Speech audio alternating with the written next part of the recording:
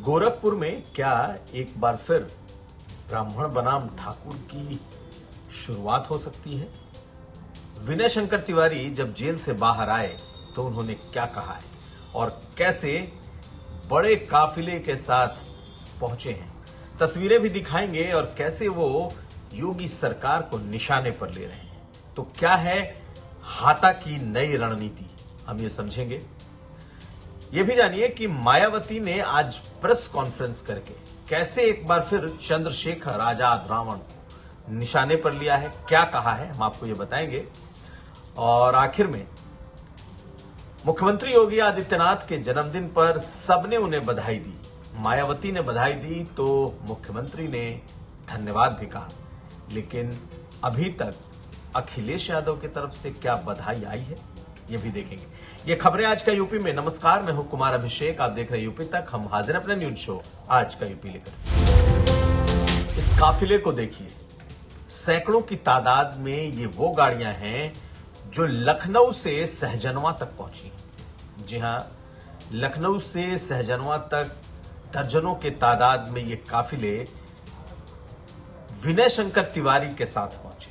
जी हां, विनय शंकर तिवारी उसी हाता से आते हैं जो हरिशंकर तिवारी का हाता के नाम से जाना जाता है।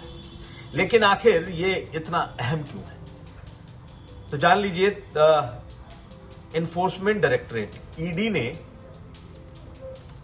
बैंकों से लोन और एक बड़े पैसे के घपले के मामले में विनय शंकर तिवारी को ईडी ने पूछताछ के बाद गिरफ्तार किया था और उसके बाद तकरीबन 45 दिन के बाद उन्हें जमानत मिली।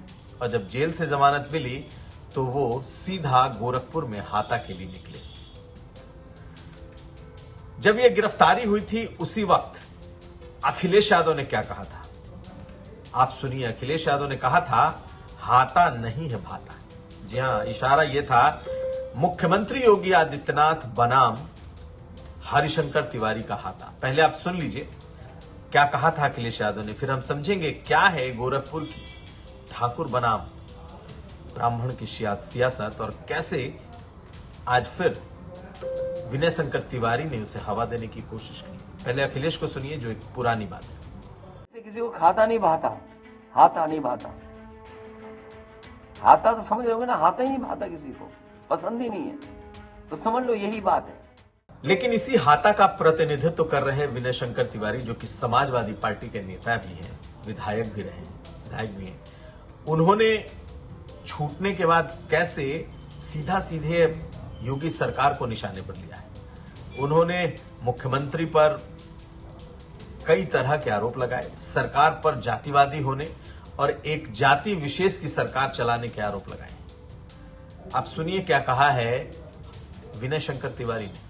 जो भी दबाव था राज्य सत्ता का था, प्रदेश की राज्य सत्ता और जो उसके मुखिया हैं उन्होंने प्रयास किया, लेकिन न्यायालय ने उनके प्रयास को विफल कर दिया। बिना उनको इन्वॉल्वमेंट हो ये काम हो ही नहीं सकता था। दरअसल गोरखपुर में हाता और मठ की ये पुरानी अदावत रही है। हालांकि इस मामले में ये कहना कि ये मुख्यमंत्री योगी आदित्यनाथ से कोई जुड़ा है, ऐसा नहीं है। ये आरोप जरूर लग रहे हैं कि सरकार ने इस मामले में ऐसी कार्रवाई की कि विनय शंकर तिवारी को जेल हो गई। लेकिन विनय शंकर तिवारी समाजवादी पार्टी से जुड़े रहे हैं और पूर्वांचल में कभी उनका हाता ब्राह्मणों के सियासत का केंद्र हुआ करता था और पूर्वांचल ही कभी ठाकुर बनाम ब्राह्मणों की लड़ाई का भी केंद्र था और यही गोरखपुर केंद्र हुआ करता था। तब ब्राह्मण बनाम ठाकुरों की जो लड़ाई थी वो वीर बहादुर सिंह और माना जाता है कमलापति त्रिपाठी, जो ब्राह्मणों के नेता हुआ करते थे, उनके संरक्षण में हरिशंकर तिवारी बनाम वीर बहादुर सिंह ये लड़ाई हो गई थी। बाद में ये लड़ाई यूं ही चलती रही और गोरखपुर में ठाकुर बनाम ब्राह्मण की एक सियासत, एक अदावत हमेशा दिखाई दी। हालांकि मुख्यमंत्री योगी आदित्यनाथ जब से गोरखपुर में रहे, उन्हें ब्राह्मणों के भी वोट बड़ी तादाद में मिलते रहे, लेकिन ये जो सियासत थी ब्राह्मण बनाम ठाकुर की, ये कम नहीं हुई। उन्हें वोट भी मिलता रहा, वो जीतते भी रहे, ब्राह्मणों को जिताते भी रहे। और अगर आप देखें तो योगी आदित्यनाथ ने जब अपनी सीट खाली की तो जिसे उन्होंने टिकट दिया या उन्होंने सांसद बनाया वो हैं रवि किशन शुक्ला। फिल्म एक्टर हैं लेकिन ब्राह्मण बिरादरी से आते हैं। तो मुख्यमंत्री योगी आदित्यनाथ ने इसका ध्यान रखा कि जो गोरखपुर है वहां पर ठाकुर बनाम ब्राह्मण ना हो, और जब उन्होंने अपनी सीट छोड़ी तो एक ब्राह्मण को उस सीट पर चुनाव जितवाया। बावजूद इसके हमेशा इस बात की चर्चा होती रहती है कि हाता और मठ की एक अनकही लड़ाई है, और ये लड़ाई आज की नहीं 1986 से चलती आ रही है, जब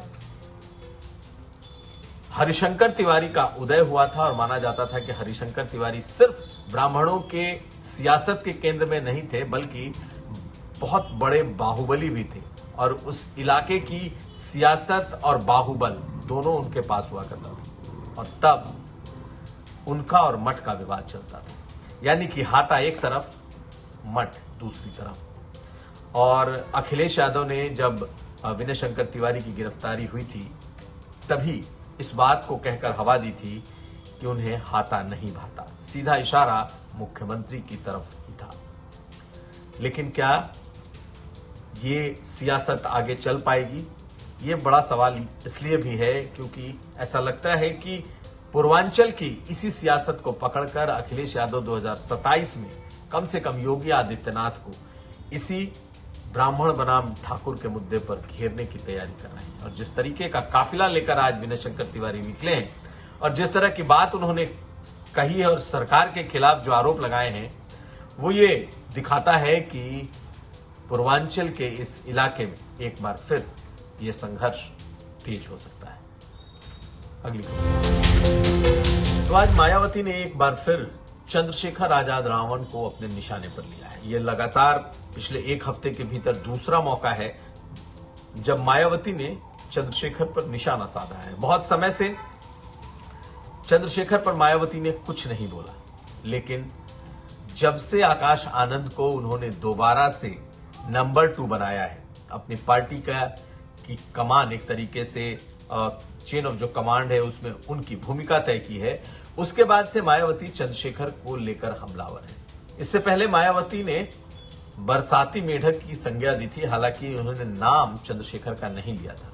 उसके बाद चंद्रशेखर मायावती पर बिफर पड़े थे और उन्होंने आकाश आनंद को टारगेट किया था।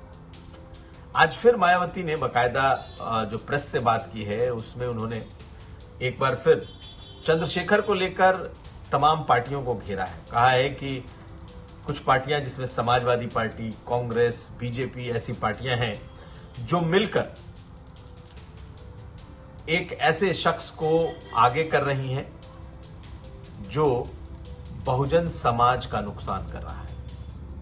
और कहीं ना कहीं मायावती का यह इशारा चंद्रशेखर की तरफ ही है और उन्होंने लिखा भी है कि एक बार सांसद विधायक बनने से कुछ नहीं हो सकता और ऐसे लोग बहुजन मिशन को कमजोर नहीं कर सकते। यानी कि नाम तो नहीं लिखा, लेकिन एक बार फिर उन्होंने चंद्रशेखर पर हमला बोला है।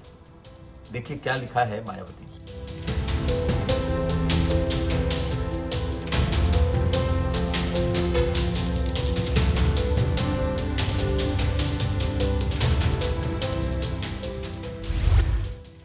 और आखिर में आज मुख्यमंत्री योगी आदित्यनाथ के जन्मदिन पर किसने किसने बधाई दी और इस वीडियो को बनाते वक्त तक किसने नहीं दी।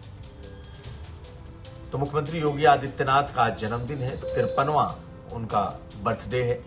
और सुबह सबसे पहले जिन लोगों ने मुख्यमंत्री योगी आदित्यनाथ को विश किया है उसमें मायावती हैं, जिन्होंने ट्वीट कर मुख्यमंत्री योगी आदित्यनाथ को कुछ जन्मदिन की शुभकामनाएं दी, उनके दीर्घायु होने की कामना की। मायावती ने जब जन्मदिन की शुभकामनाएं दी तो मुख्यमंत्री योगी आदित्यनाथ ने उसी ट्वीट को टैग करके उन्हें शुक्रिया भी कहा।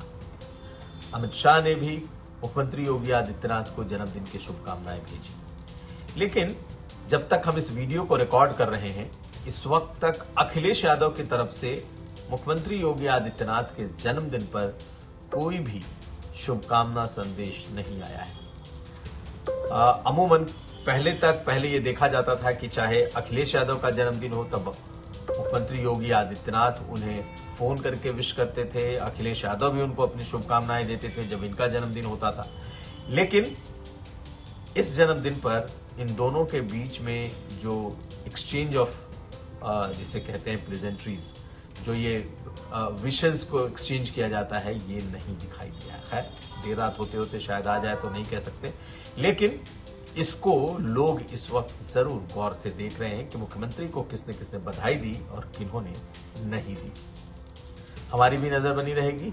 तो आज का यूपी में बस इतना ही। आप हमें दीजिए इजाजत, देखते रहिए यूपी तक। आपको अगर ये वीडियो अच्छा लगे तो लाइक करें, शेयर करें और यूपी तक को सब्सक्राइब करें। धन्यवाद।